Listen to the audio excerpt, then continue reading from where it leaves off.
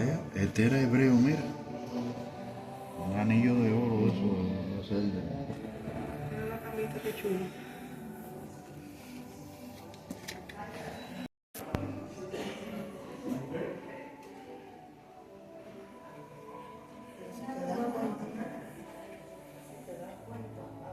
Todas las vasijas y eso tienen.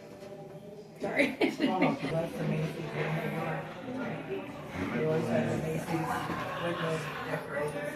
Se ve el pasillo ese.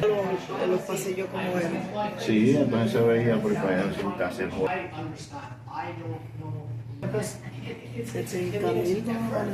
And what I mean is, I feel if you mess up, it's not just that you don't get paid, it's that all of us lose the money. And you won't mess up because we're all sharing the same method. You never want to be that person. So that's the neat part about it, right? I've never found people get like 47 years and my friends are still just as bad. It's really one of the most interesting things you have. So we want you to enjoy them. En algún lado debe decir la cantidad de personas. Yeah, funny enough, not a lot of so none of the musicians.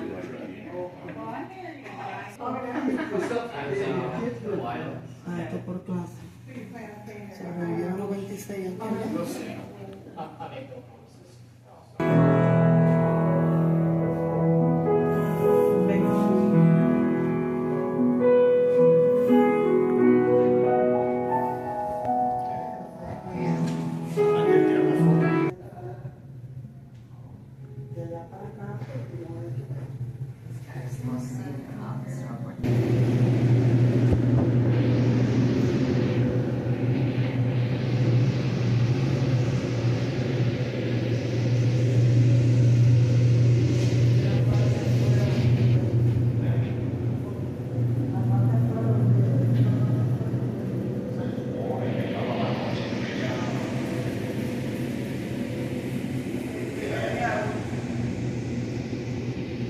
But some carried fresh water. In total, the double bottom carried 5. Once they finished the double bottom, workers erect the framing for the hull. From this view, we see the framing for the stern of the ship. It's what a worker would see standing on the tank top from the fore and looking toward the aft of the ship. That's where the harbor is. Looking closer, we see the rib-like structure at the start of the transverse frame of the ship. Workers rivet to this frame the hull, which will form the skin. So far, we've watched the Olympics construction. In the gantry, that ship sits here in the background. In the foreground lies the keel of its twin, the Titanic. Its construction began 9 months after the Olympic. We see here, attached to the keel, the framework of the Titanic's double bottom. Notice this large claw-like mechanism lying on the ground, and these 3 hung from the cranes. These are hydraulic riveters, which workers use to install most of the 3 million rivets of the Titanic. Here we see the almost complete hulls of both the Olympic and Titanic. Work inside the Olympic progresses rapidly. The staterooms are being erected, and plumbing is being fitted throughout the ship. To prepare for the Olympics launch, workers paint the ship a light gray so it will stand out in black and white black soon after its launch so that it matched previous White Star liners. To ease the slide into the water, the slip was greased with 23 tons of tallow, oil, and soap. And then the order to release the ship was given, the hydraulic triggers were released, and the ship slid into the harbor, reaching a speed of 12.5 knots. Notice that the ship is launched backwards. There are many reasons for this, but among them is at the stern. The rear is wider than the bow, so it is more buoyant. In a mere 62 seconds after launch, the Olympic was afloat. The ship had 2 sets of reciprocating engines. These engines were fueled by coal, which was stored along the bottom of the ship. Exhaust gases from the boiler discharged through these smokestacks, which are frequently called funnels. Now, they don't look like funnels until you look at them the right way. They're upside-down funnels. This cross-section of the Olympic shows the boilers sitting atop the double bottom. Exhaust from the boilers is funneled up and out of the ship. It's well known that the aftmost funnel on these ships is a dummy and was built primarily for aesthetic reasons. Although it did not service the boilers, it was used as a ventilation and extraction shaft for the engine and turbine rooms. As the Titanic crossed the Atlantic, 650 tons of coal per day was shoveled into cylindrical boilers where it was burned to produce steam. These boilers were nearly 16 feet in diameter. This picture shows a single boiler. Notice the two workers beside it. The steam was piped to these reciprocating engines. The engines, when viewed from the front of the ship, look like this. The orange is the piston rod, and inside the cylindrical casing is the piston. Excess steam from these engines was used to drive a turbine engine. A shaft transfers power from the engines to the propellers. The ones on the left and the right were powered by the reciprocating engines, and each propeller weighed 38 tons, while the central propeller was powered by the turbine engine. It was cast as a single piece of manganese bronze and weighed 22 tons. The outer propellers were used for tight navigation of harbors, while the central propeller was used only in open seas. Also, unlike the others, the central propeller could not be driven in reverse, only forward. The Olympic-class ships were absolute marvels of engineering. I hope it's for their revolutionary design, rather than their failures, that they're remembered. I'm Bill Hammock, the engineer guy. Está despelucado.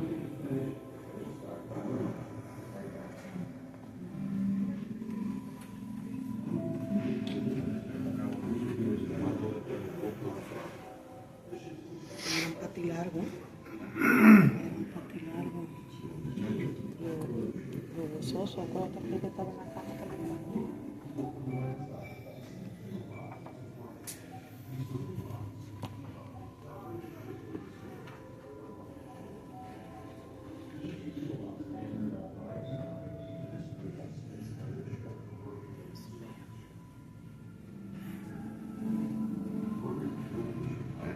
Gato sobrevivió a esa contienda.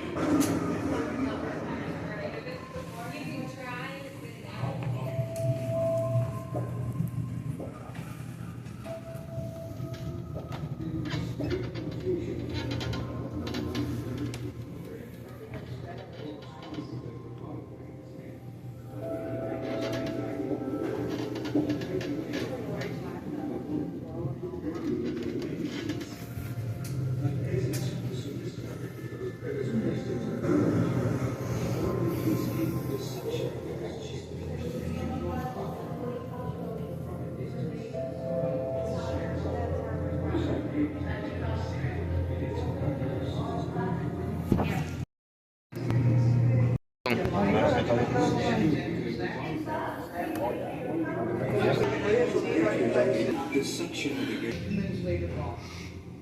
All ships from the gold, work on the wood, women in high heels. You'll be very welcome not to take your life. Para secarte la mano. ¿Cómo está?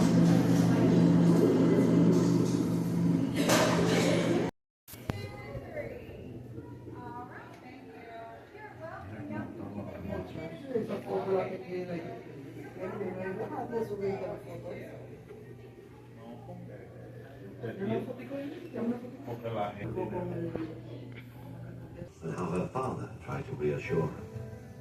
He put his arm around her shoulders. I can see this quite clearly. And he said, no, my dear, this is a ship. And she said, well, that is flying in the face of God. I know departure time. And an extremely good reputation with both the companies. Passengers enjoyed the voyage of their lives. And for the last time on the great ship, passengers indulged themselves in the opulent dining room. The subject of expensive alcohol and tobacco.